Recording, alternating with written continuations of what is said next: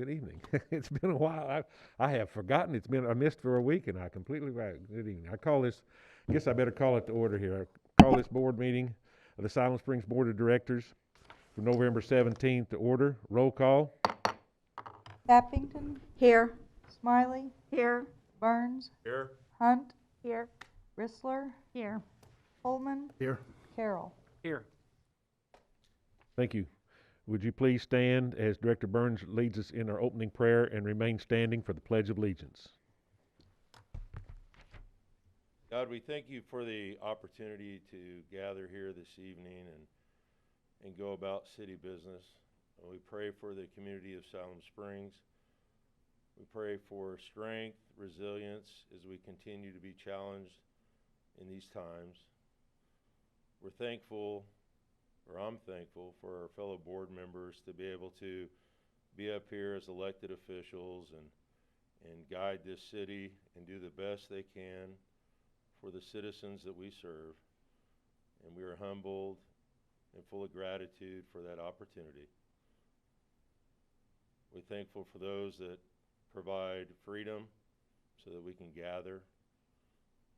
And we are reminded again this evening that we are all in the United States of America and united, and let us never forget. In your name we pray. Amen. I pledge allegiance to the flag of the United States of America and to the republic for which it stands, one nation under God, indivisible, with liberty and justice for all.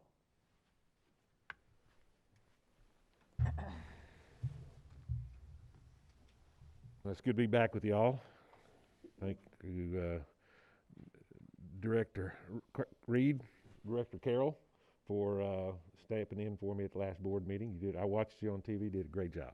Thank you. Thank you. All right, now I'd like to make sure that everyone in the audience has their electronic devices silenced. We don't want to interrupt anyone while where they're either speaking to the board or board members may be making a talk, or whether we have someone who is leading the different items we have on our agenda this evening. So silence your electronic devices, please, now. Our first item of business here, of course, is public input.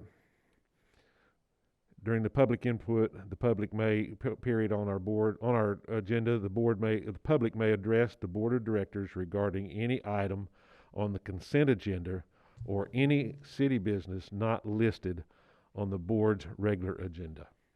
So if you want to address the board from the public, please come forward to the mic, state your name and address, and we ask that you hold your comments as close to 3-minute range as possible. No one? We will move on to our regular scheduled items then. First is our consent agenda. And the consent agenda this evening consists of the following. A, budget workshop minutes, November 3, 2020. B, regular meeting minutes, November 3, 2020. C, appointment, City of Siloam Springs, Arkansas, Public Education Facilities Board with John Brown University. Requested appointee, Ron Harp. D, amend 2020 surplus declaration. E, resolution 52-20, final plat development permit for Endura Park addition, 14701 North Country Club Road. F is resolution 53-20, significant development permit, Endura Park LLC, 14701 North Country Club Road, known as the Commons at Endura Park. Board, what is your pleasure? Was G on there for some reason? You're right, G. I had so many notes around it, I've missed it. G is resolution 54-20, 2021 compensation plan. Now, board, what is your pleasure? Mr. Mayor? Yes. I would like to remove item E from the consent agenda. I think most of my questions are related to E. I know E and F are similar, but I just have a couple of questions. Just E is all you're asking to, Do E. just E? That's Okay. where my highlighting is. Let's see. Can we just pull one, since they're tied together? Can I go ahead and do that? Okay, thank you, Jay. All right. Then we will pull that and we'll pick that up. If I can find a place to put it. Okay. So, board, the consent agenda, it consists of away or edit, with the exception that item E has been pulled at the request of Director Hunt. Mr. Mayor, Yes, yes, I move that we approve the consent agenda with the exception of item E as presented. do I have a second? Second. Have a motion and a second that we approve the consent agenda as given, with the exception of item E, which will be presented as soon as we're through with this one. All those in favor say aye. Well, this is a roll call, isn't it? Roll call. Miley, Yes. Burns, Yes. Hunt, Yes. Rissler, Yes. Coleman, Yes. Carroll, Yes. Sappington. Yes. Consent agenda is approved. Next, then, will be item E, pulled from the agenda, from the consent agenda. I'll entertain a motion to approve resolution 52-20, final plat development permit, Endura Park Addition, 1401 North Country Club Road. Would you like to do your stuff? That's right. I don't know why. I'm just not used to having them pulled off of here. So, Ben, that's why you've been standing up there so patiently waiting on me. I apologize, folks. So that's what we have in front of us. I've read it. Ben Rhodes, and the public, I won't forget to give you an opportunity to make comments. Yes, thank you, Mr. Mayor, members of the board. I'm Ben Rhodes, Senior Planner. Before you is a final plat permit for the Endura Park Addition. This is at 14701 North Country Club Road, directly south of the Mission Hill project that was approved earlier this month by the board. The Planning Commission reviewed this on at their October meeting, because this has slightly changed from the approval that was with the corresponding preliminary plat. So here is the site plan. The street layout is the same as what was previously approved in the preliminary plat. We have two street connections to North Country Club, detention in the southwest corner, and a larger multifamily lot on the southern quarter of the site. So as far as the changes I mentioned, which is why this was reviewed by the Planning Commission, the street width is proposed to be reduced down from 30 feet to 27 feet. So it was shown as 30 feet originally on the preliminary plat. The code does require that streets be at least 26 feet from back of curb to back of curb. So the reduction does meet the code, but it is an alteration from the preliminary plat. Staff is okay with this change, provided that the street is widened back to 30 feet, starting at lot 77, which I will point out here.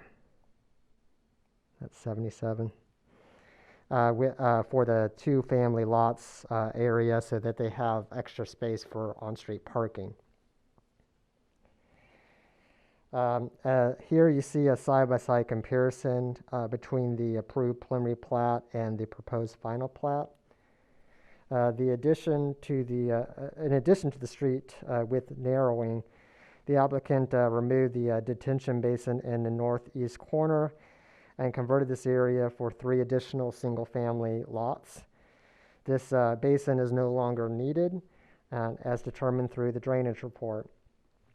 In addition, on the left, you see the area circled in red there.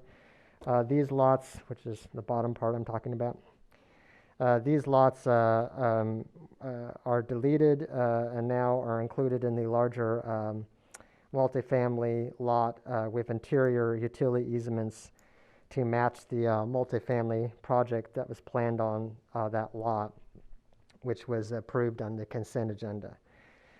The this larger multifamily lot will allow for a greater number of dwelling units. So that has changed from the original approval. So in summary, the changes include the narrowing of the street abutting the single-family lots, the removal of the detention basin in the northeast corner, with converting that area for single-family lots, the removal of the 3 two-family lots with the enlargement of the multifamily lot, and the combination of 2 of the multifamily lots that are together in one larger lot. So because these changes do not impact the general subdivision layout, staff will permit them to be reflected on the final plat, provided that they are confirmed by the Planning Commission, which has occurred.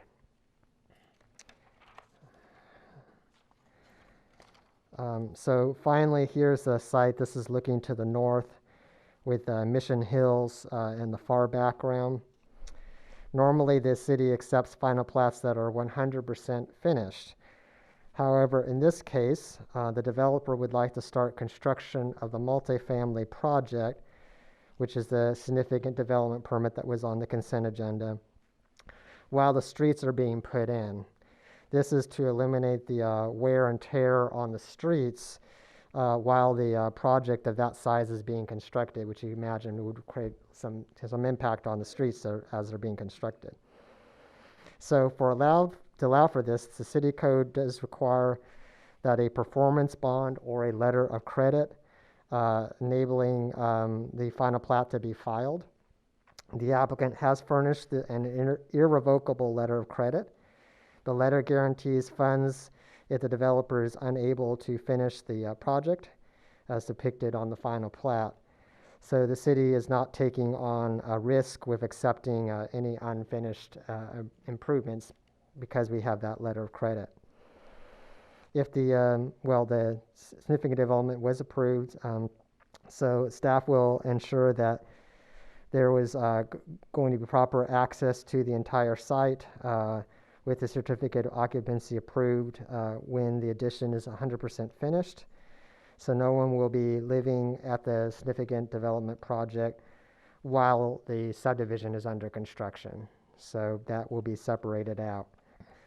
Finally, the related annexation needs to be finalized before the final plat can be filed. So in conclusion, staff and the Planning Commission are recommending approval of the addition with the following conditions, and I'll just roll through those really quickly so we're on the same page with that. So the first is that the vertical construction be subject to the fire marshal's approval. Number 2, that the plat be filed within 45 days. It's just a standard condition. 3 is the 2-year maintenance bond be included, also standard. 4 is that the applicant must annex the property prior to final plat recording.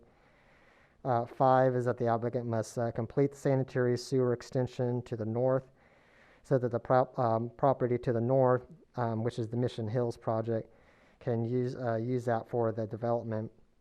An agreement has been reached between both developers on that sewer line. And finally, the utility and drainage easements is provided for off-site sewer work. And this is needed because the applicant will connect to the sewer directly from Brashears Road rather than along a North Country Club Road. So conditions, those are the conditions that conclude the project, and we are available for any questions. Thank you. Thank you, Ben. Any comments from the audience? If none, then I will now entertain a motion to approve Resolution 52-20. Mr. Mayor, can we first have comments from the board? For me, thank you. Okay, I'm just getting a little ahead of You're myself. just trying to avoid my comments, aren't you? Thanks. Somebody, excuse me, can somebody remind me where that thing is? I feel like in the hole I'm looking up. Okay, thank you, Ben. I pulled this because I did have a few questions or comments, and I think you've addressed some of those. In meeting with Philip this week, I pointed out some of the things that had me a little concerned, and there are things that I wanted to be able to discuss openly in case anybody else had some of these questions.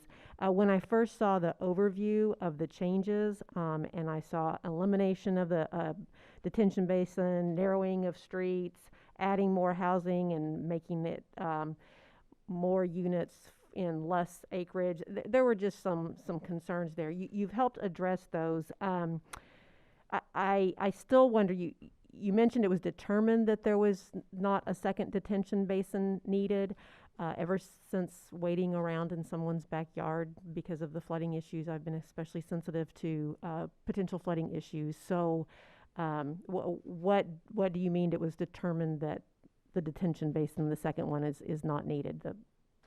Yeah, I'd be happy to answer to that. Okay. I see Justin Bland is here too, but Okay, I great. believe it came out of the drainage report, but I will defer to Mr. Bland Okay. for further comment.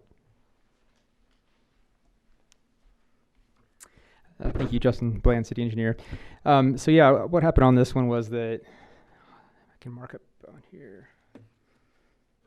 Where's that pin at? Oh, it's up here, okay. So when they did the original preliminary plat, of course there was a preliminary drainage report, and they had, I'll just kind of mark over here, but you know, if you look at the lay of the land, there's this whole corner here. Justin, we're not seeing it up there. No Oh. one's seeing it.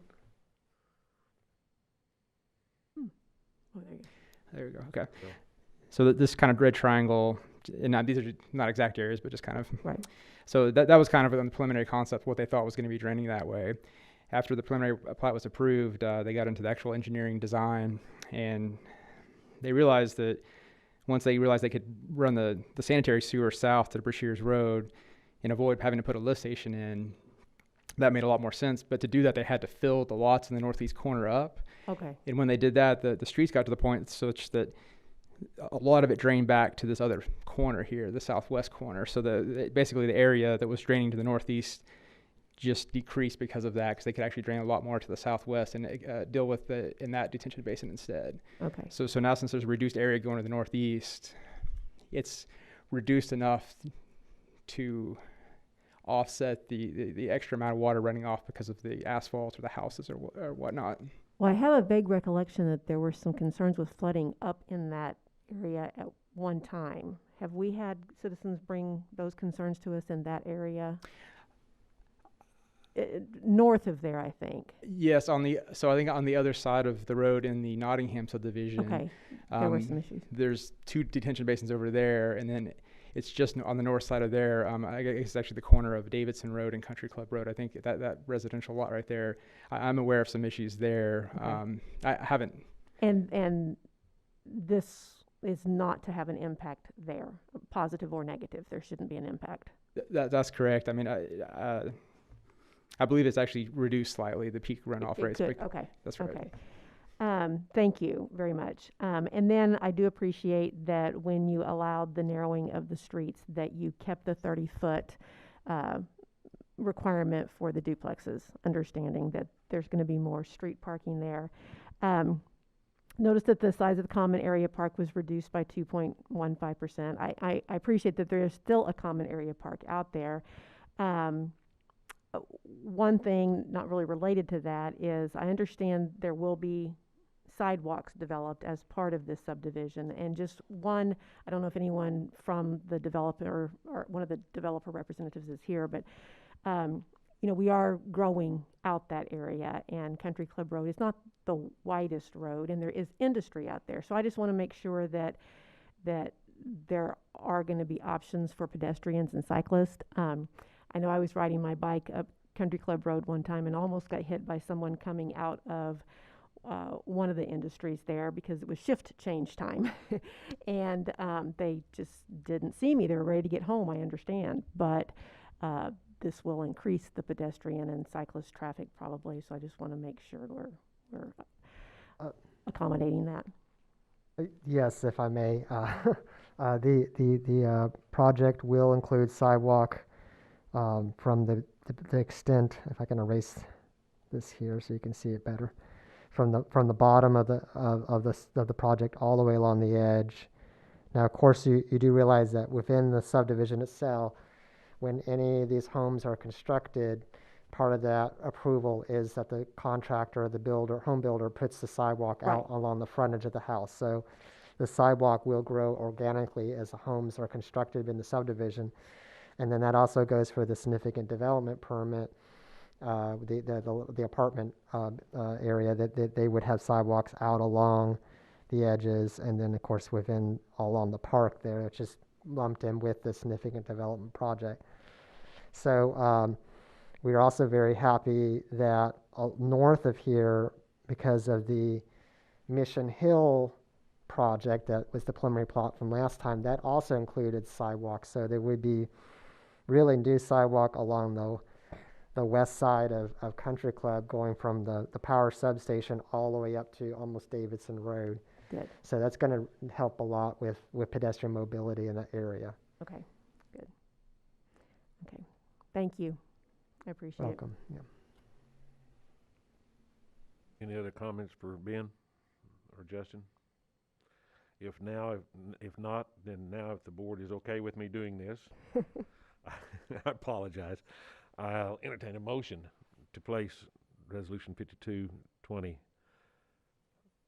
on the agenda for approval.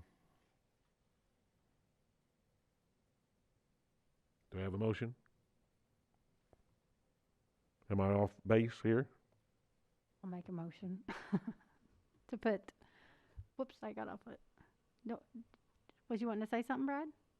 Oh, no, I think he's expecting me to make a motion. I kind of expected Director Hunt to Okay, do that. so, and I'm just making the motion on that part, not the whole consent agenda, because we already approved that. So, It's motion to approve I will move that 2-20. that we approve resolution number 52-20, authorizing a final plat development permit for 14701 North Country Club Road, subject to the recommended conditions of approval. We have a motion, and do I have a second? And got a second. Is there further discussion on the motion to approve? Lisa? At least that's what I heard. Being no further discussion, we will vote on the motion to approve. Yes. Yes. Yes. Yes. Yes. Yes. Yes. Motion is approved. Now then, we're out of the consent agenda, and the agenda item that was on the agenda on there. Is Adrian Barr here? Is she not here? Okay, I was going to say something to Adrian. This next week will be Adrian's last week with the city. She's taken a position at the location. Adrian's been with the city for some 5.5 years now, and is our human resources manager. And I'm thankful for the good job that Adrian has done, and has really strengthened our HR department in the 5.5 years that she's been here. She's been very diligent, and when she comes to board meetings, to be prepared to make sure that she answers and presents anything that might be her department. Coming before the board that evening, she's done a good job of being there to present that and make sure that we're all brought up to speed on whatever. And she was an integral part, of course, in our budget planning as we went through that process of workshops and whatever. She was there for anything that Christina needed or Philip needed. If it involved her department, she was there. So again, thank you to Christina, as to Adrian, for your service for the city for the last 5.5 years. And wherever you are right now, we thank you and appreciate you for what you've done. Thank you. All right, now we're going to move into regularly scheduled items. See if I can make sure I can stay online here. I've got it jammed up so much with notes. We'll move on to our ordinances. First ordinance is Ordinance 20-28, third reading, annexation of 39.22 acres at 14701 North Country Club Road. Yes, thank you, Mr. Mayor and members of the board. That's Ben Rhodes again, Senior Planner. Before you is the third and final reading for the annexation request. This is to take in the 39.22 acres off of North Country Club Road, the Endura Park subdivision that you just looked at for the final plat. Staff has not received any additional comments on the annexation, and we continue to recommend approval, and we stand by for any of your questions. Thank you. Thank you, Ben. Any comments from the public? Being none, I'll turn it over to the board for comments and/or questions of staff. Mr. Mayor, Yes, Carol. I move that we place ordinance number 20-28 on its third reading, suspending the rules and reading by title only. Second. Have a motion and a second. Is there further discussion on the motion to suspend? Being none, we will vote on the motion. Roll call? Yes? Yes. Yes. Yes. Yes. Yes. Yes. Motion is approved. Philip?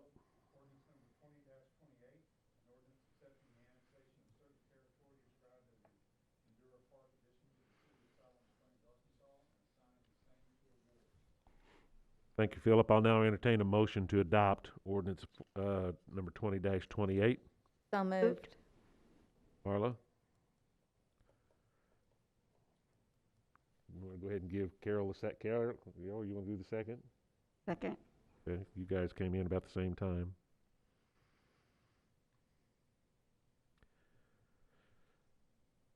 I have a motion and a second to adopt on ordinance number 20-28. Is there discussion on the motion?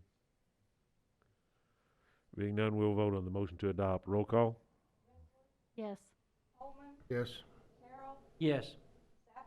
Yes. Yes. Yes. Yes. Ordinance is adopted. I apologize for some of my stumbling here. For some reason, I got some new readers, and they are fogging up just so terribly bad. And I can't. And if you think I'm stumbling over it now, let me try to do this without my glasses. So, I'll pull this down every now and then to keep it from, or pull it up. I haven't figured out where it works, but it's just not working tonight. This is for some reason. Next is ordinance number 20-30, second reading, amending section 102-21 of the City Municipal Code, rezoning. Ben? Thank you, Mr. Mayor and Board. Before you is the second reading for the rezoning to rezone 125 East Kenwood from R2 to C2. As a reminder, this is the corrective action to bring the existing land use in line with the zoning. Staff has not received any comments on this since the first reading, and staff and the Planning Commission continue to recommend approval, and we stand by for any of your questions. Thank you. Thank you, Ben. Any comments from the audience? Being none, I'll turn it over to the board for comments and/or questions of staff. Mr. Mayor, Yes. I move that we place ordinance number 20-30 on its second reading, suspending the rules and reading by title only. Second. We have a motion and a second. Further discussion on the motion to suspend? Being none, then we'll vote on the motion. Roll call? Yes. Yes. Yes. Yes. Yes. Yes. Yes. Ordinance is adopted. The motion is approved. Philip? Ordinance number 20-30, an ordinance amending section 102-21 of the Siloam Springs Municipal Code, City Zoning Map, rezoning from R2 to C2, property located at 125 A and B East Kenwood Street. Thank you, Philip. Next is ordinance number 20-31, second reading, amending section 102-21 of the City Municipal Code, rezoning from A1 to R1 in Villaview Subdivision. Ben Rhodes? Yes, thank you again, Mr. Mayor and members of the board. Before you is the second reading, the rezone request to rezone all of Villaview Estates from the A1 agricultural zone to R1. As a reminder, this is another corrective action that staff is sponsoring to bring the existing land uses into compliance with the zoning. Staff has not received any additional comments since the first reading, and staff and the Planning Commission continue to recommend approval. We stand by for any questions. Thank you, Ben. Any comments from the audience? or public, whichever way you want to be called? Being none, I'll turn it over to the board for comments and/or questions of staff. Mr. Mayor, Yes. I move that we place ordinance number 20-31 on its, is this the second reading, did you say? It is second reading. Suspending the rules and reading by title only. Second. We have a motion and a second. Is there further discussion on the motion? Being none, I'll entertain a motion to approve on, now we'll vote on the motion to suspend. Roll call? Carroll, Yes. Staffington, Yes. Yes. Burns, Yes. Hunt, Yes. Ritzler, Yes. Yes. Motion is approved. Philip? Ordinance number 20-31, an ordinance amending section 102-21 of the Siloam Springs Municipal Code, City Zoning Map, rezoning from A1 to R1 properties located in the 2100 to 2500 block of Villaview Drive, the 2100 to 2700 block of Orchard Hill Road, and the 1800 to 1900 block of Sycamore Heights Road, all within the Villaview Estates Edition.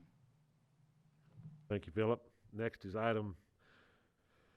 ordinance number 20-32, second reading, amending chapter 102, zoning for fence and driveway permits.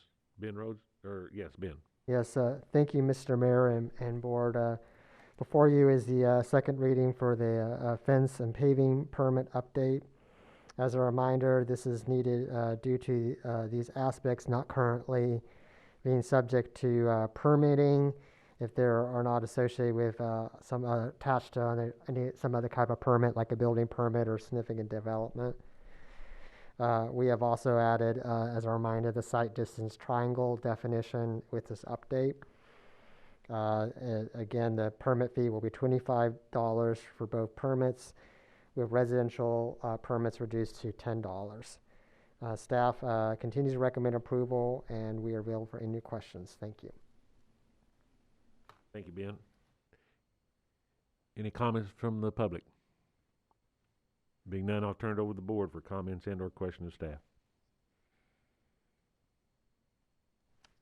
Being none, I'll entertain a motion to suspend on ordinance number 20-32. Mr. Mayor, I move that we place ordinance number 20-32 on its second reading, suspending the rules and reading by title only. Thank you, Carol. Do I have a second? Second. Brad, okay. Have a motion and a second. Is there further discussion on the motion?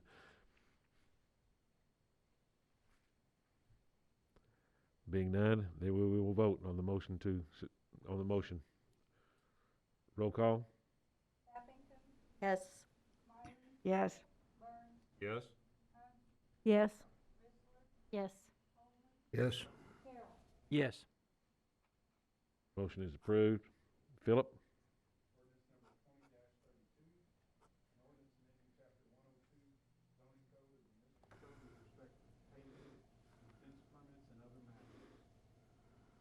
Thank you, Philip. Move on to resolutions. We have one resolution this evening. The resolution is our one resolution is resolution 55-20, adopt 2021 budget. Christina?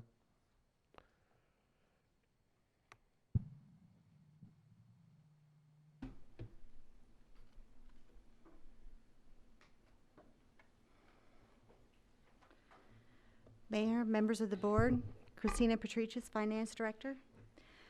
Before we briefly recap the highlights from the 2021 budget, there are new pages for the workbook. This is related to the Benton County Solid Waste Convenience Center here in Siloam Springs. Philip, did you want to just talk about that?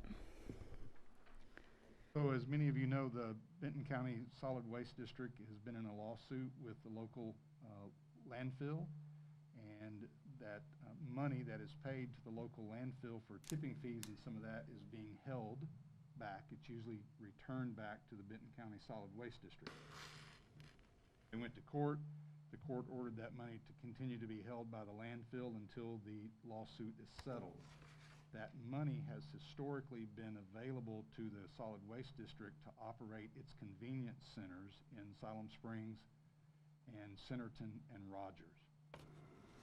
Remember, I think in September of this year, I informed you that they did not have the money to continue operating the convenience center, specifically here in Siloam Springs and in the others.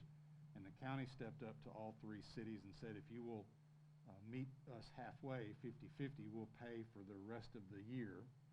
And I informed you that it was going to be $6,000 to operate that for the rest of the year, and the county was going to pony up $3,000, and we ponied up the other $3,000.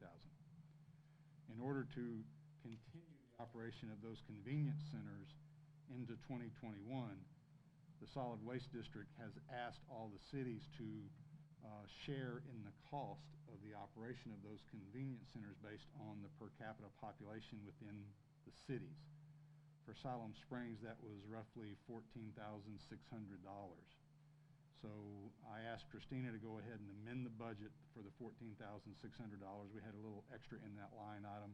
I think her memo states that it was about $12,000 and some odd dollars that we needed to get to the number, so that we can ensure that that recycling convenience center is operated in the city for our residents. That convenience center takes things that we as a transfer station cannot take, mainly electronic waste, TVs, computers, and that type stuff, and also household products, paint thinner, those type chemicals that we cannot take. So for our numbers, it's $14,600. If you look at Rogers and some of the Bentonville, it's $40-some odd thousand that they're going to need to pony up. It is subject to every city in the county ponying up their pro rata share. If they don't pony that up, then we'll either have to come up with some additional funds, or we won't have convenience centers in the county. And I felt it important to go ahead and ask Christina to go ahead and amend the budget and put the money in there, so that we were not the ones saying no and not having convenience centers in the county. I think it's a very important thing from the recycling idea. They also take tires, which we can't take. So that's the reason for the amendment to the budget. And I'm happy to answer any questions if you have any. Philip, do you feel like that's impacted our citywide cleanup somewhat by having a regular weekly basis, a place where they can take it? It's bound to have had some impact on that, hasn't it? Helps dramatically for those who have the ability to take washer and dryers and refrigerators and haul them, get them out of their garage or wherever they're storing them until we have our spring or fall cleanup. Yes, from that standpoint, it helps a great deal. And if you want, I can share the numbers with you. The latest numbers that I have from the Solid Waste District, and I won't read them all, but Bella Vista's share was almost $25,000. Bentonville was over $48,500. Centerton was $14,500. Gentry, Gravett were both around $3,000. Little Flock, $2,000. Lowell, $8,000. Rogers was $59,000, and Springdale was $8,000, almost $9,000. Our share of that was $14,622, and that's the money.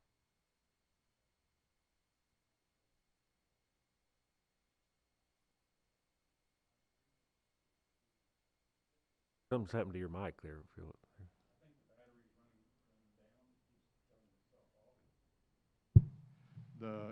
What I told the Solid Waste District that I would support amending the budget and ask the board to support it, subject to, in 2021, let's talk about other funding options and ways to reduce the cost. They have that satellite center open 2 days a month. I think it's possible it could maybe only be open 1 day a month. But the other issue is, if the lawsuit is settled and the Solid Waste District does get that money, if they're successful in that lawsuit to get the money that was originally intended to pay for the satellite centers, that we as a city ought to be reimbursed for that dollar amount that we're spending.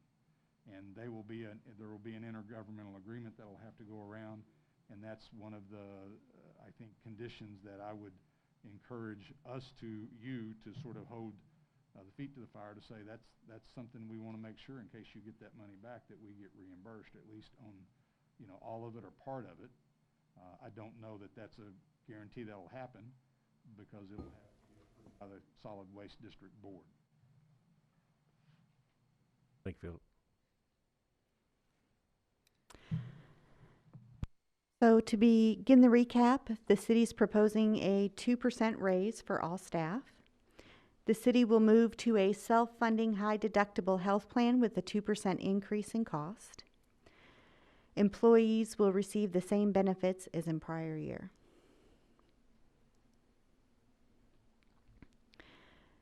There are several large projects budgeted in 2021, and these exclude the water treatment plant, which is not included in the budget. In general, we fund, in the general fund, we have Main Street design. And streets will include the completion of the Kenwood project and the final phase of Simon Sager Avenue. Utilities will continue to extend services and perform upgrades in their respective systems. We're projecting $46.6 million in revenue from taxes, utilities, and charges for services, plus an additional $4.5 million from from restricted funds for a total revenue amount of $51.1 million. We're budgeting $49 million in expenses, and the $2.1 million in additional revenues is proposed to be added back to the city's fund balance. This amount will be split between the general and utility funds, approximately $1 million each. Overall, unrestricted cash will increase by approximately $3.3 million. Restricted funds will increase by about $1.3 million. The result will be an increase in the year-end projected cash of $4.6 million. And the total projected cash is approximately $47.5 million. Staff's available for questions. Any questions from the public?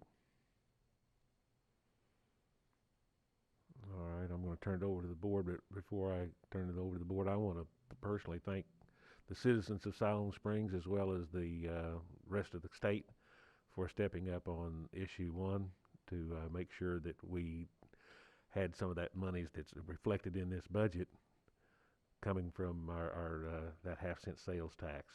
It was good to see the city and state step up and do that, and appreciate that very much. Board, I turn it over to you for comments and questions of staff. Mr. Mayor, Yes, Marla? this may not be the appropriate time to bring this about, but it's been on my mind since we looked over it originally. It's in the administration budget, and it's the money that we put out for Main Street, the Chamber, and the museum. I want to know if that money is a grant, a gift, or paying for a service. And I have some other questions in relation to finding out if it's a grant, gift, or a service that we're paying for. Currently, we have contracts with each one of those. So basically, they're performing a service or reporting back to us the services that we've requested them to perform with the money that we've provided to them. Will this not affect their nonprofit status by providing a service to the city? Not that I am aware of, no. I believe it will. I don't think a nonprofit can be paid for a service. I don't think they can be under contract.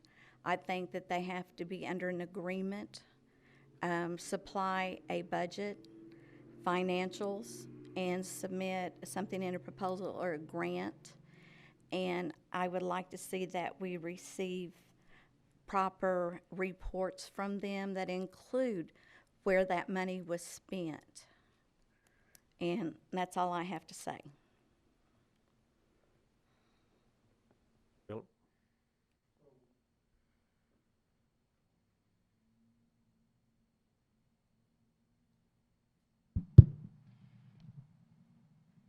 if it's the board's pleasure, staff will be happy to bring back in 2 weeks the current agreements for those services with those three entities, and the board can choose to approve them or modify them for 2021 if that's what.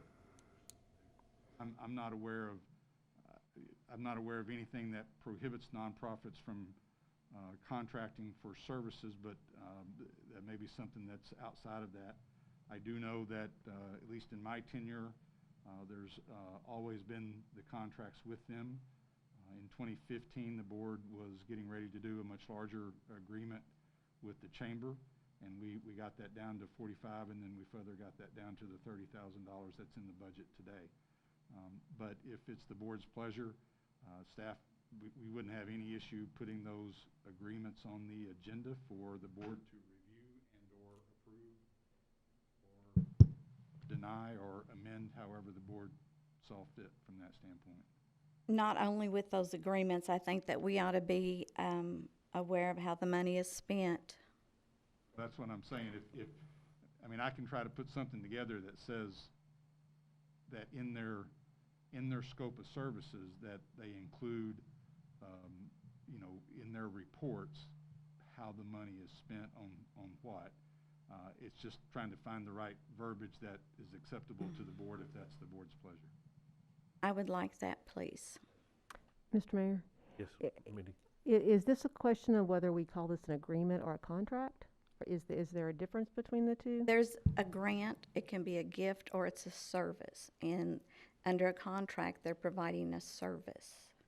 Right, but I thought I heard you say something about in an agreement, we can, they can accept money if there's an agreement. It sounded like the contract was the issue. An agreement under the terms of a grant written, but I don't know that a contract is going to take the place of that. And if Jay could look into it, I also will too, but I believe it will affect their nonprofit status. From the city standpoint, it has to be a contract. It can't be a grant. The city cannot grant money to nonprofits. We have to have there has to be a scope of services or some sort of service that they're providing that is a public benefit. And so every one of those contracts has generally a scope of services that says what the city's paying for, and I want to make sure we're getting what we're paying for. And And the reports I haven't seen from them are like newsletters, and I want to know that we're getting our $30,000 or $50,000 worth. I understand. Thank you. Mr. Mayor, Yes, Carol? I would think that those nonprofits would be the one concerned whether it affects their nonprofit status. I'm not sure that we are the ones that would be responsible. I'm not saying we're responsible. I just think that as the city and we're paying them the money, I would like to know what the money's spent on. Oh, I understand that. I don't have a problem with that. I'm Right. just saying something about when you said Yes, that. they, absolutely. They should be concerned about if they're being paid for a service, whether or not they're considered a nonprofit.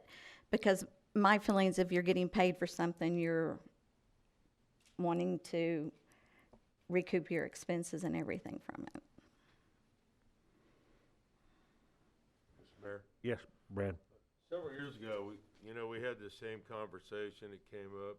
Some people in the community, those of us who are on the board, are aware of that. And so I don't have a problem providing numbers, clarity, transparency. It's all beautiful. But every once in a while, that keeps coming up. And, the makerspace, as an example, I'm a no vote, even though I love the concept. But once again, we gave that money as a good seed, but that was the money we also cut from a budget. So when we started doing that, it gets complicated, and they have to produce something. And so over the years, they have produced. Those three, Main Street, the Chamber, and the museum, have produced things. Now, the museum, you know, that's always been, that's a difficult one. So we're back to where we were. I'm assuming most of them pay our dues. I don't know how often we go there, but they do good work. The school's active prior to COVID, and they had some great programs going on. Main Street and the Chamber, that's always been. There was a great production. We got a Main Street master plan, and now we're at it. In these times, it's difficult for these, especially Main Street and the Chamber, to be as active as they were. It's just difficult times. It's like us attending something virtually online with AML. It's difficult times. So as we go through and asking for this information, I just ask that we keep in mind that everybody right now is a little suppressed in their activity, and they may not show as much production as it had in the past. Along kind of changing notes on the satellite, I don't have a problem working with the county on the satellite. It's an environmental issue if we don't participate. The problem with that satellite with the county in the past is knowing when they're open. They had odd hours.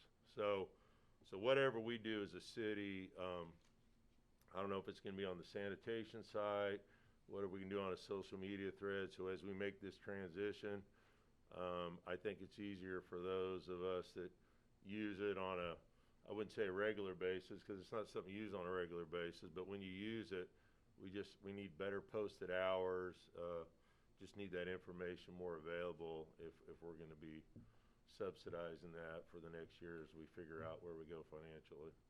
Just for the, it's gonna kill me. There we go. Just for the record, it's supposedly it's open 2 days a month, the first and third Saturdays from 8 to 11, and then from 12:30 to 3:30. But we'll do more posting if it remains open next year. And even if it's for those that use the recycling, if we can get some signage up or there or something, it just, you know, those hours are odd anyway. But that would be appreciated. Thank you. Mr. Mayor, Yes. speaking of the communication, I know that we've gotten postcards about that service, but have those come from, those, I don't think those have come from the city. So maybe we could put some of that ownership on them to continue getting the word out. Mr. Mayor? Yes, I Karen. know that my husband uses that convenience center a lot. I don't know if we have a lot of trash or we get rid of a lot of stuff or what, but he's going there all the time. And I think he would be lost if he didn't have that ability to take something there. Because of that, we very seldom have a lot that we leave on the curb during cleanup week. So I think in that sense, we save the city some money that they don't have to pick up from us on the curb. I do appreciate that service. So we have a pickup. A lot of people don't have a way to get things down there, but I do think it serves a purpose. Right. But we're on the resolution, right? We're on the resolution to approve. So, Mr. Mayor, Yes, Carol. unless there's no other discussion, I would move that we approve resolution number 55-20. Second.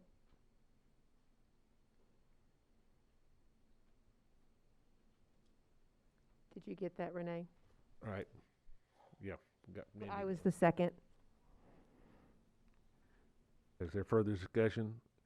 And are we clear on what Director Sappington has requested? Philip is what we need, and Christina is what we need to make sure we handle that so that you are comfortable with what we make sure we're all on the same page on that. I understand. I know, because I was on the board back when we had, the city was just giving money to the nonprofits. And Carol was on the board. The night that we had to say no and we had to to about say 5 no or to 6 nonprofits was a very difficult time. It's very difficult because it's just been done, and it was brought to whosever's attention was responsible for making sure that we were following the guidelines. And as Administrator Patterson has pointed out, we just can't give the money, public fund money, just can't make a donation on that. We're restricted on how we can spend our monies, and we have to receive a service for it. And that's what we've done. That's why back in those days, which has been several years back, that was before I was still on the board. That was before I was mayor. Judy was on the board. I think that our new mayor coming up was on there. It was difficult. We had to look people in the eye and tell them, we just can't pay that money anymore. They didn't quite understand it. And it was one of those things that just happened, and it had grown, and we were able to, that's where the contract concept came in. And I think Jay was part of that, writing those contracts to make sure that we were meeting the criteria set for the cities on how we can spend our city monies on that.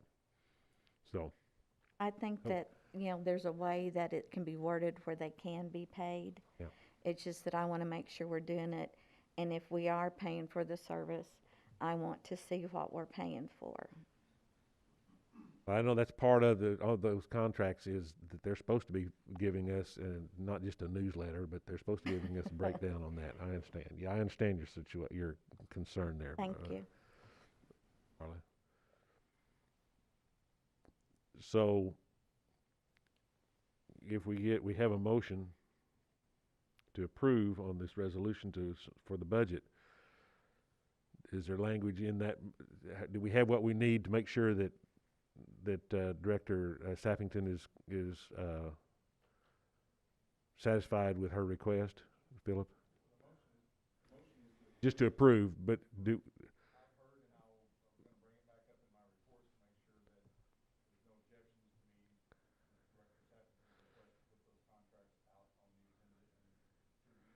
Okay. So we're not talking about a subject to. No, Something no, happened. Okay. I'm willing to go ahead and Okay. approve it. That's I what I just wanna want us make to sure look that we- into how we communicate with them. Just make sure we had everything covered on that. I'm Okay. good. All right. Is there further discussion? If not, then we will vote on the motion to approve on Resolution 55-20, adopt 2021 budget. Roll call? Yes. Yes. Yes. Yes. Yes. Yes. Yes. Motion is approved. And I want to thank Christina, your department, Yeah, Philip, big time. the staff, and everyone on the work they've done on the budget. The workshops were incredible. The information we had was so clear that a lot of the questions were answered before we got to it. And thank you, board. So then we're going to move on to staff reports. Philip, is this guy up here got? Sager Creek, is that what? Yeah. Stream? Is Don you gonna report on that, Don? Yes, sir. Okay. All right, Mayor, Board, Don Clark, Community Development Director. So staff wanted to give you an update of where we are with the Sager Creek update. So to refresh your memory, part of the 2019-2020 board goals was for staff to come up with a plan to repair and to replace the rock walls along Sager Creek that are deteriorating in some areas. So staff put out an RFQ for professional engineering service as required by the state in 2019. We interviewed 3 firms that supplied qualifications, and from that list of firms, we selected Infrastructure Solutions Group as the most qualified to do the study on the creek. We negotiated a contract with them in the fall of 2019, and work on the study began in early 2020. We drained the creek, I believe, in February for them to get out and do a week's worth of evaluation in the creek.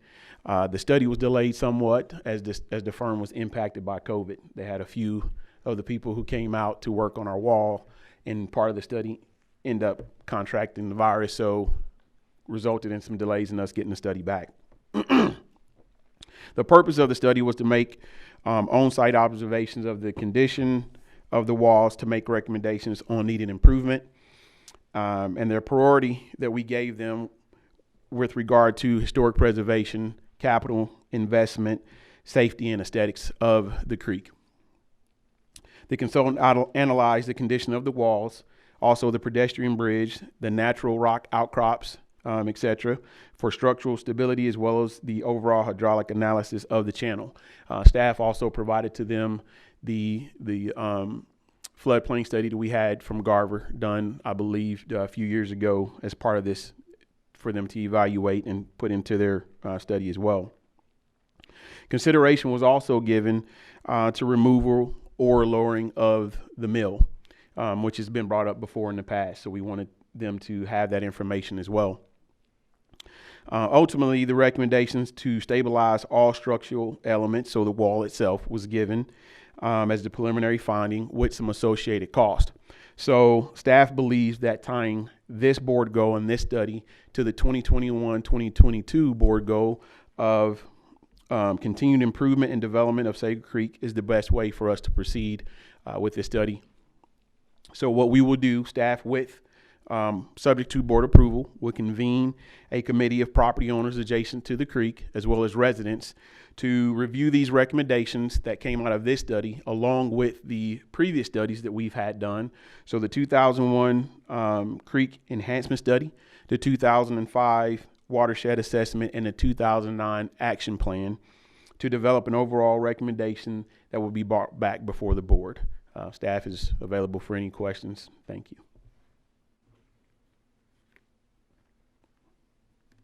Okay, board, it's your turn. We don't normally turn that over for public comments, so it's up to the board. Fair? Yes. Hey, Don, I appreciate it. It's, it's one of those things that the city, I think Director Coleman, we talked about kicking the can down before. We've done a lot of study. It took 40 years to get City Lake almost done. It's not done, but almost done. James Fuller, who sat in my seat, Ward 2, for many, many years, that was one of his passion projects. I believe I brought it up. It's a passion project. I think we have an obligation to honor and continue, some of the hopes and dreams that board members weren't able to see to fruition. I've said before in work sessions, that's our lifeblood. That's the vein that throws through our town. The black and white photos are all over town. They're at the museum, great displays, some restaurants in town. And it's that continue, I believe, and I think I've got, the board's backing. We've made it a priority in our goals. It's one of those things that are at our fingertips that if we do it right, it is a revenue stream that will help us offset some of the costs that have gotten pretty emotional, especially the last meeting. We talk about lowering taxes, offsetting utility costs. How do we create revenue streams? And what we do with that creek and what that brings into Siloam Springs, as far as people from the region and the corridor, because we have regional things going on right now that will come to full fruition here in the next 3 to 5 years. What we do and what we can draw on those revenue streams, I believe, is directly tied into what we do with Sager Creek. So I appreciate you addressing that, recognizing, you're going back to 2001. It takes time, but we have opportunity now. We have grant money available. And once again, it's one of the, Sager Creek is one of the 5 endangered, creeks that are contributory to the Illinois. So we need to take ownership of that water. And if you've looked at it over the summer and recently, it's rough. It's real rough, but I'm excited, and thank you for the work, and I hope, whatever that time frame is, we could just remember it was started well before a lot of us were on the board. And now the opportunity, I think, is just right around the corner. It's a couple of years away. So thank you very much. Mr. Mayor, Carol. I want to thank you too, because it's not only our heritage, Sager Creek, but it's also one of our biggest assets, I believe. Not many towns have a stream running through downtown, and I think it's very unique, and I agree with Director Burns that it can be a revenue stream, and I'm glad to see that we're on that brink. Thank you. One of the things I forgot to mention that will be a part of this is the water quality as well. The turnover of the creek is something that we're considering heavily and making sure that those recommendations have that on the forefront as well. Don, excuse me, Mr. Mayor. When will you have some plans like to show us so we can see what's going on?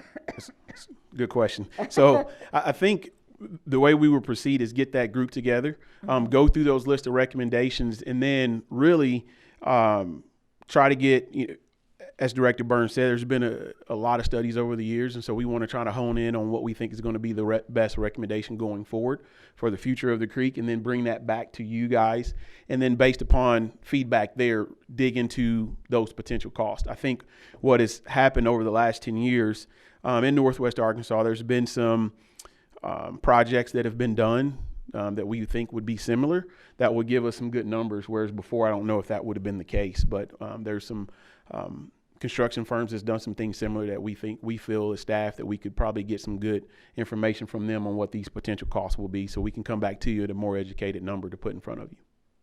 Thank you. I just have one recommendation. I think that for the Twin Springs, where you get to go down the stairs and get down the water level, I think that is so beautiful. I would like to see that fixed back to how it was. Yep. All those things are there. I think the integrity of those walls drives a lot of that. Absolutely. Having grown up here, Yeah. I can remember many a time as a kid, of course, at the time, both locations, they had the springs coming out, and that was, you get down on your belly and just drink. Get your drink. And it was great water. And I understand things have changed that are not within our ability to keep that way. But when you travel around the state of Arkansas and people tell you, and they ask you where you're from, and you say from Siloam Springs, oh, I just love that creek that runs through there. I wish we had one like that. We are the envy of a lot of the cities because of our creek. Look, Springdale, they're digging one up that they covered up at one point in time. And I've heard Mayor Sprouse talk about how fortunate we are to have it, and the people coming from out of state as well as in state. And folks, if you don't think it, now we talk about a revenue stream, we tied stream. It doesn't bring cash in, that stream does, but it's the people that come here because of that come in here, and they do it. And hey, we got a restaurant here. People, I've sat in there in that restaurant, and people have said they just love coming to Siloam Springs and then going out and walking in through our parks. Mm-hmm. And folks, that brings them back, and that brings money back into the city. So, and we're going to have more of that, especially with the new kayak park. That's going to be something that's going to happen. And as the word on our Lake Francis or City Lake Park continues to spread out, more people are coming here, and we want to bring them downtown and show them what we have and be proud of it. It's something. It's our name. It's our. We've got to live up to it. We got to protect our stream. So, any other one? Anybody else? Don, thank you. Philip, you want to continue? Thank you, Mr. Mayor and Board. Mr. Boring Mayor. Mr. Board and Mayor. I got you started, didn't I? Yeah. Yes. Okay. Director Sappington, I just want to make sure, at least from my standpoint, what your concern is that, or what you'd like to see is a budget on how these organizations are going to spend the money that is part of that contract, the $35,000 or $30,000, how that money is going to be spent. Is that correct? Okay. Absolutely. That's what I thought. I just wanted to confirm that. I want to publicly also thank Adrienne Barr for her work in the HR division as HR manager. She was hired not long after I got here, and I think she's done a wonderful job. She's going to be missed. We will be able to go on without her based on her abilities that she brought the HR department of where it is today. So I want to thank her publicly for that. In the electric department, we had a $38,217 expenditure for new customer pad-mounted switchgear for inventory and general line extensions. Our October sales tax for the city is up 10.7% for the month and 13.4% for the year. The county was up 1.8% for the month and 7.4% for the year. A couple of meetings back, Director Burns asked about some dwelling unit numbers, and I just wanted to go over those. You have a copy of that in front of you as part of my report. On the first spreadsheet there, as far as the dwelling unit count, you have a column that shows, based on staff's count, the existing dwelling units, and we broke those down into single-family detached, single-family attached, which would typically mean that you could buy it fee simple, but you would have a common wall between you and your neighbor. Mixed-use single-family attached, which would be some of the condominiums that are in downtown. Again, something that you could own under fee simple ownership. Mixed-use apartments, again, mixed use, multiple uses in the same building, but these would be rental units. Two-family units or duplexes. Typically, one side could be owner occupancy, but typically the other side is rented. There's two units on a single lot. And then multifamily apartments, triplexes, and greater, and then RVs and mobile home manufactured homes. And so you can see there that under the total units, we calculated 6,518 units today. And you can see the percentage breakdown of each one of those. And then under that column called existing, I took the liberty of assuming that every unit that could be owner occupied is owner occupied, and which ones would typically be renter occupied would be renter occupied, for a breakdown of about 67 to 32% owner occupancy, renter occupancy. And then moving on further to the right, we took and broke down everything that had a final subdivision plat approved and a significant development permit. I took the liberty of assuming that the plat that was on and the significant development permit that was on tonight's agenda would be approved, so those numbers are included in this list.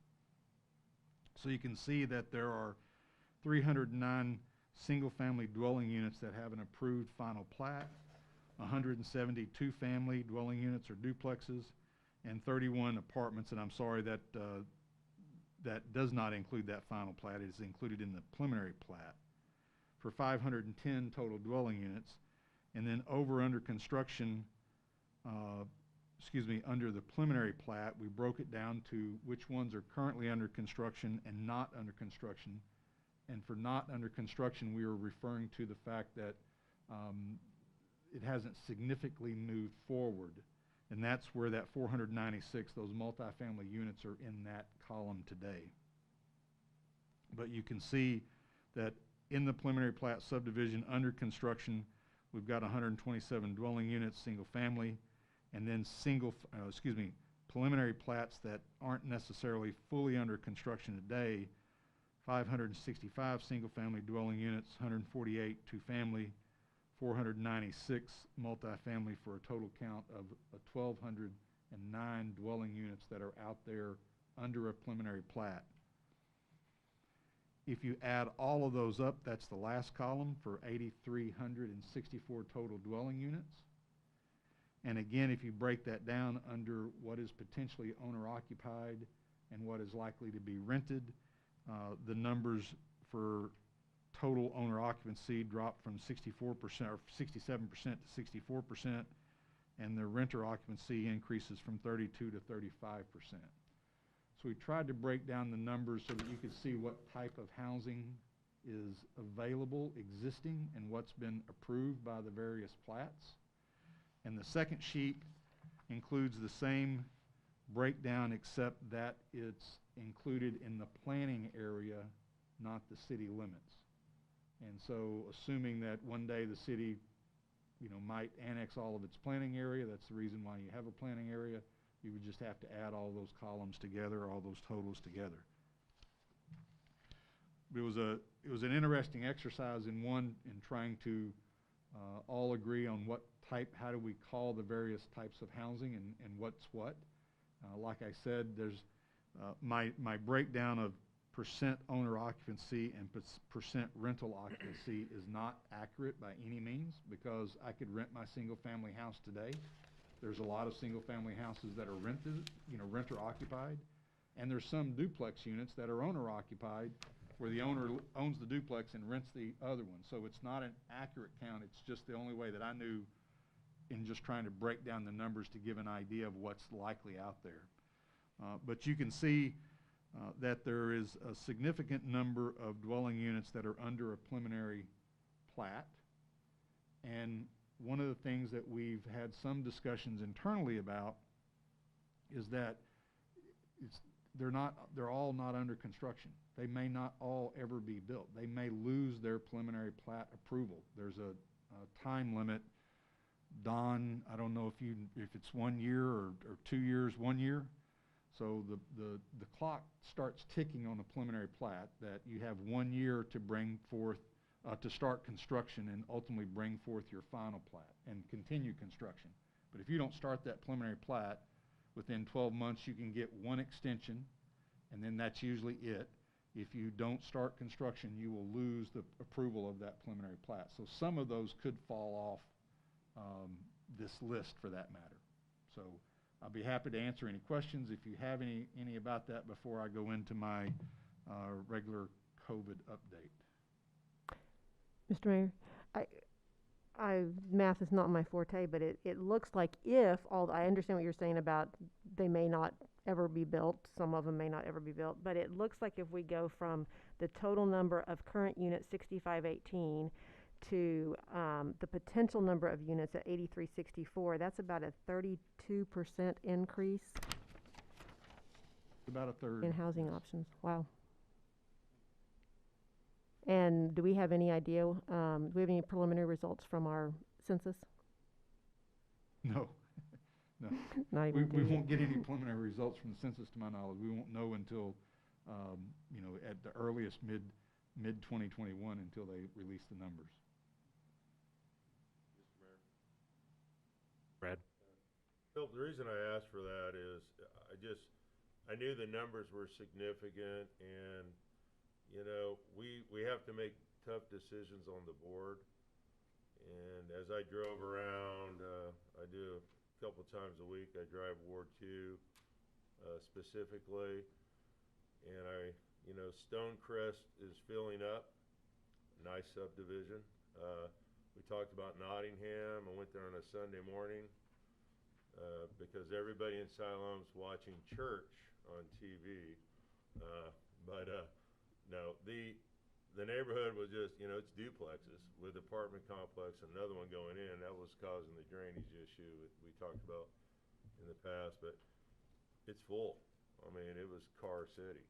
And you look at Endura Park, and I would say Endura Park maybe outside of what's happening on Kenwood, but just from a Ward 2 perspective, the amount of earthwork that's going in over there is just probably the most significant I've seen in Siloam for a while. And it's, me personally, just trying to wrap my mind of what's happening in Siloam, and I thought it would be significant for me to see these numbers and to wrap my head around it as we go into the future and, look at these large numbers that we've got going on in a budget and realizing, we are in a growth movement. And the numbers don't lie. The numbers don't lie. So, but I appreciate the work. I know it took you guys a little time, and I appreciate you throwing it together. But I think it helps me, and I'm sure it helps others just to see what's happening out there. There's no doubt that there is growth occurring, and it is one of the things that I think, and Don brought it up 2 weeks ago about the comprehensive plan, and I think that's a very important piece to try to drive decisions going forward. I know some of the concerns that have been expressed to me by the board. We've had discussions at the staff level. You look on this and, you know, I think the number of two-family dwelling units that are being built has caused some concern. I do think that the city probably needs some apartments, and so it's nice to see the Endura Park apartments and some of the other ones that were previously built. But there is a move to develop as quickly as possible from a developer standpoint because there's a market there. It's been my experience that some of these won't make it. The market will change at some point. We'll saturate the market with houses, and then it'll be in a lull for a little bit. But I think going through this comprehensive plan, understanding what, as a city, everyone wants to be in 10 years, in 20 years, and then trying to make sure that the comprehensive plan goals and policies drive the development that way. And to get more specific as it relates to land use designations. Ben and I have been talking for some time about the current land use map. It was a great document when it was adopted. Might not be that great document today because it says medium density, and medium density is 3 to 10 dwelling units per acre. Well, 10 probably not medium density, 10 dwelling units per acre. Medium density is probably 3 to 6 at best. And that high end of that medium density does allow for more dwelling units per acre, whether it be multifamily or single family. So I think we can get better in our comprehensive plan to try to define what land uses we want where, if that makes sense. Any other questions before I move on my annual COVID or Just a update? side note, I have been one that has expressed a concern with maybe oversaturating the market. I don't want us to have these, approve these plans and then they just sit and nothing be done with them. With that said, I know that there is a need, especially for economical housing. In just the last 3 days, I've received 2 messages myself from people looking. We own duplexes, and they've been looking for duplexes, but they're in a certain range, which is a little lower than some of these newer ones that have been going in. So hopefully, maybe the multifamily apartments will be in a range that people can afford. But yeah, we get calls all the time for people looking for places to stay. They just need more economical options, and in order to get those, we just have to have more options, period. So I think, and again, we can spend all night talking about it, so I won't talk much longer about it, but you know, cities need the whole gamut of housing. You need affordable housing, you need, you know, first-time buyer housing, you need workforce housing, middle management, and upper management housing. And I think when I first arrived here, the first CEO roundtable that the chamber had with the CEOs of all of the industries here in town, the number one thing that they said was they had jobs, but there wasn't housing for their workforce. They couldn't bring more people here because there was not housing. I think there's housing today, but it's still a question, is it in the right market as far as price for those workers? And I think maybe yes, maybe not, maybe no. If it's a two-person household and they're both working, maybe it is. If it's a one-person household or only one person working, then it's a little bit more difficult. So, as it relates to the last item on my report, COVID, where I think we all have COVID fatigue, but I think it's clear that we have to continue to wear our mask and maintain our social distancing and practice all the good hygiene that we do, especially during this upcoming holiday season. I want to point out that between September 7th and November 9th, we jumped dramatically in the number of positive cases reported to the health department. On September 7th, throughout the year, we had 554 cases. By November 9th, we had 894 positive cases. That averaged 170 new cases per month, or a 61% increase over that 2-month period. In the beginning of this pandemic, we were averaging about 38 cases per month, so we've had a huge increase. You've got the spreadsheet there that shows the new cases over a 14-day rolling period. We're now number 4. Previously, we were number 6 on that list of 8 cities that I compare ourselves to. So we're moving up that list now with 47 new cases over a 14-day period as of the 9th of November. Today, during the governor's press conference, he reported that the White House task force reported that the state of Arkansas, and this was, quote, given the change in the slope in the last 2 weeks in the state of Arkansas, it is on a precipice of a rapid accelerating increase in cases, which will be followed with new hospital admissions. And if we talk to our hospitals today, they're already worried about how they're going to meet that demand.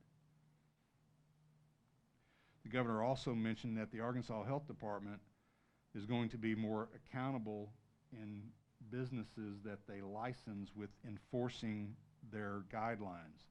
They've been giving warnings for the last 4 months, and the health department is going to be more aggressive for those who are not in compliance. So as I told you earlier this week and last week, I asked the Chamber and Main Street to forward a memo from myself to their membership, their businesses, asking everyone to be as diligent as possible about requiring their customers to wear a mask, requiring their employees to wear a mask. And if the health department steps up their enforcement of it, it is likely that there may be licenses that are temporarily pulled or suspended if they're not complying with the health department guidelines. Last thing the governor said, or at least that I heard, which I thought was interesting, was the 3 W's. Wear your mask, wash your hands, and watch your social distancing. So I will leave you with that, and that's my report, and I'll be happy to answer any questions. Thank you. Thank you, Philip. Well, it's going to be different Thanksgiving this year for most of us. I know our families. I called in to express some concern to one of my brothers-in-law, and I thought my daughter was there. Turns out they were on a Zoom with the rest of his family, and they were having the same concerns about getting together. And so I know that's on the forefront of just about every family as we get into this time of year, because this is the travel time and the get-together time, and it's usually not just 3 or 4 people, it's a mass of people, and so it's going to take it's going to be tough, and not going to get to see some of them that we would like to see this time. We'll have to do that some other way. And Zoom meetings are working, but it's not as great. I want to thank Director Carroll for stepping in for me at the last minute at the last board meeting. And the way I started this evening's board meeting, you'd have thought I hadn't been in a board meeting for a while, so I don't know what was going on with me, but I had too many notes jammed together and I was getting them mixed up, so I apologize. I apologize for that. I want to make sure that, of course, last week we had Veterans Day was last week on the 11th, and I attended a program held by the VFW out at the VFW hut. Mayor-elect Nation was there, and I know Philip was there. Were you all there? Both? Yeah, okay. Director Staffington and Riesler were there, and we've got a very active, not only VFW, but very active American Legion group, and they need our support. Anytime that you see something where they're doing something, where they're having a dinner or something like that, please support them, even if you don't go in there to eat, if you don't go to their chili supper or whatever they're having. As we get to where we can do those things again, as we get to that area, which I think we're going to eventually, support them, and if you can't, and if they're not having those things, just donate. See one of them, give them some money. The money will get where it belongs, and they do something great for our schools.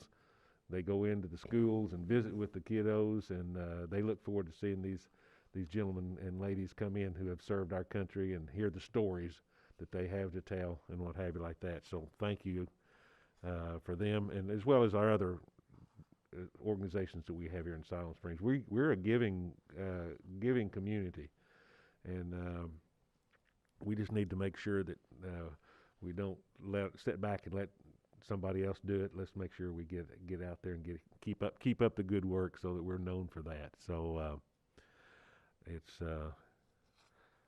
I got one more board meeting, and I'm looking forward to that one. Two more, excuse me, the whole month of December, don't I? Yeah. And Philip, Got that early. and we were talking about housing.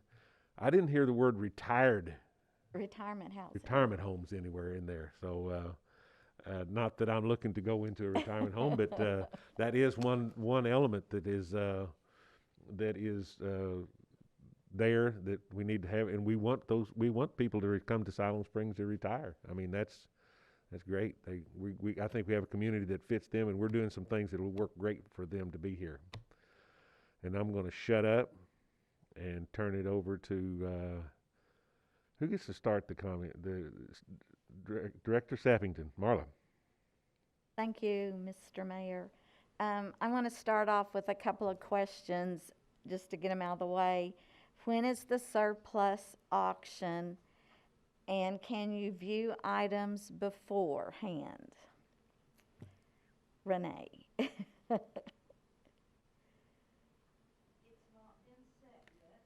Okay.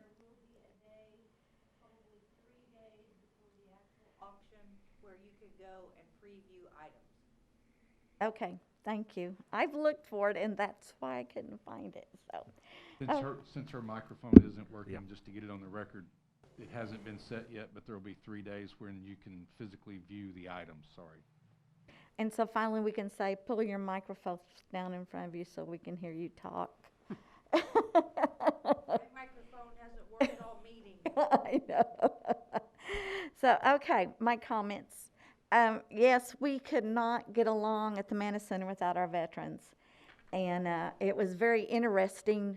I've yet to say that the Douthits are my family. So when we went there and saw this, it's like, oh, I knew that stuff. So, but it was really neat. Frankie did a really good job. Robin Lundstrom was there, and a representative from the Senator state. Bozeman's. In Yeah. Bozeman's office, yes. Yeah, and so it was really nice, and it was a warm reception for everybody there.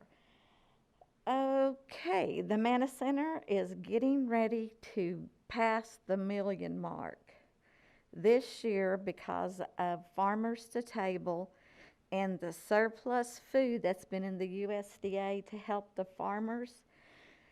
By the end of this week, we've had 1 million pounds of food come through.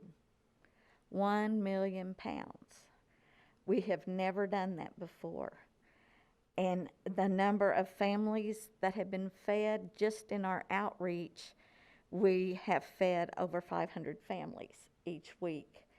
So with that in mind, I go back to the COVID, because COVID is what brought this on. And we're working with a couple of agencies to help get food to families that are quarantined. So if your family is quarantined and you need food assistance, get a hold of us. We'll get you food for your family. You just have to call the Manna Center. And if you're having trouble with rental assistance, there's also a website you can go to. It's EOAWC.org. It's the Economic Opportunity Agency of Washington County. Arkansas Fresh Start will do funding for rental assistance. You have to go through the proper process of applying. You can get a hold of them, and they're in Springdale. And I also have their information. And so if you know a family that's struggling, either with food, rent, or utilities, have them get a hold of us. And lastly, I think I read in the newspaper that the American Legion was doing bingo at the community building on Monday nights. Yes. Well, let's go. I could support that. So, with that, happy Thanksgiving. Enjoy what time you have with your family, and Zoom's free Thanksgiving Day. Lisa? I want to remind everybody, Sunday, December 6th is the Heritage League. They will be having their reverse Christmas parade at John Brown. Is that right? And so instead of them driving through town, you drive by them, which is kind of creative. I want to wish Adrian well. Thank you for all that you've done for the city. After the last meeting, I would like to see the city consider utilizing RFPs instead of RFQs, because an RFP will encompass an RFQ information, but an RFQ will give more information. It's more transparent for us to communicate to the citizens why that company was selected. It gives more details of the services that are going to be offered. It's just in greater detail. And I would also like to see, one of the things I haven't seen that I was used to seeing that I used to have to do when I worked for the city of Fayetteville, is I always have to give the aldermen my RFP, or we weren't allowed to do RFQs. We had to do RFPs. I always had to give them the RFP and then the submissions that we received and our scoring sheets and why we selected the company we did. And I think that's more transparent. And we had a citizen comment, well, how you voting on facts when you don't have all the facts? And all the facts are in those responses from the RFPs or RFQs, whatever one is used. And so I just want to see if we can start considering using an RFP instead. And last, my family and I want to wish everybody a happy Thanksgiving, and we hope that everybody stays safe this holiday season. Lisa? Reed? I just want to give an admonition to everyone that during this holiday season, time of giving thanks, it's also a good time to check on your neighbor, just communicate with friends. I know we have social distancing, but we can still have a unity, and we can still care about one another. And I think that's something that if you don't necessarily need it, I bet your neighbor does. So please share and be kind. It's a good time of year to do that. Thank you. Reed? Carol? Excuse me, I wanted to thank Christine for the budget, Dawn for the report on Sager Creek, but I want to also thank Adrienne for her service and wish her well. The police department is going to have more of a presence during the holiday with their, I think it's called Click It or Ticket. So make sure you have your seatbelts on. You should anyway, without somebody telling you. It's a good thing. And I cannot remember the group, but there was a group of ladies that decorated the gazebo this last week for the Christmas, and I want to thank them. I think it's Captain Hollenbeck for 15 years of service with the fire department.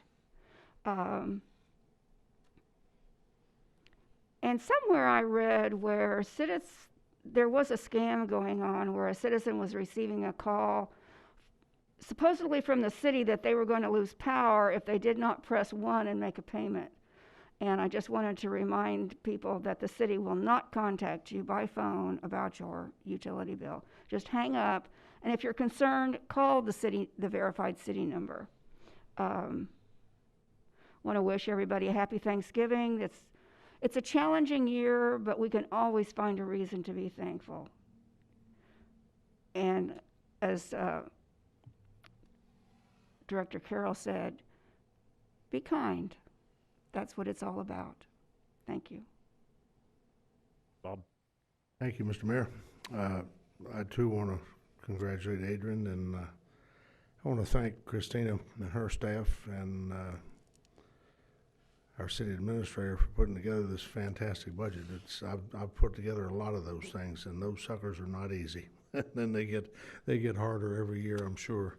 But this was a fantastic operation, and I appreciate that very much. Made it easy for us as a board to know where we were going and what to expect. There will be a parade this year, as has been mentioned before. This year, the parade gets to sit still and watch the citizens go by, so that's going to be a unique operation. There's also going to be a breakfast with Santa. The only problem is you're not going to eat breakfast with Santa. You're going to pack it home with you, and you're going to eat it there, but you'll get to see Santa and have pictures taken with Santa. It's different, but you know, what hadn't been different all year, so that's just something we'll have to get used to. Thank you very much. This year has definitely stretched our creativity. I'm still impressed with the ways that people have made things work, so that we can still celebrate the parade and celebrate breakfast with Santa and just do the things that that we would normally do, but just in a not so normal way. I also thank you, Adrian, for your service to Siloam and wish you the best. Thank you also, Christina, for your work on the budget. It is nice when you can put it in terms that we understand, and it's just very clean and easy to follow, so I appreciate that. While it is concerning that the numbers of people with COVID is increasing here in Siloam, I do want to congratulate John Brown University administration, faculty, staff, and teachers for really doing well. It's a living environment where people are typically close together, but they put together all kinds of policies to protect the students, and it's worked well, and I'm happy to say that we are going to make it through the end of our shortened semester. We're sending the kids home next week, and they'll be home until the 1st of February. So we'll just be praying that they stay safe during the holidays. Keep our Central American students in your prayers, because not only are they going home and not knowing what to expect COVID-wise, but several of them their homes have been affected by the hurricane that hit Central America, or at least their towns. I'm not sure about their homes. So anyway, congrats to the JBU people who have tried to do very well with handling COVID, and I know there are a lot of other people that are trying their best to handle it as well. I know there are people that are just done with it, but it's not done with us yet. So we need to keep that in mind and do what we can, do our part to keep it at bay. I want to thank the staff for looking into the Christmas decorating contest. It sounds like that is a go, and I'm real excited about that. Sounds like the plans are to have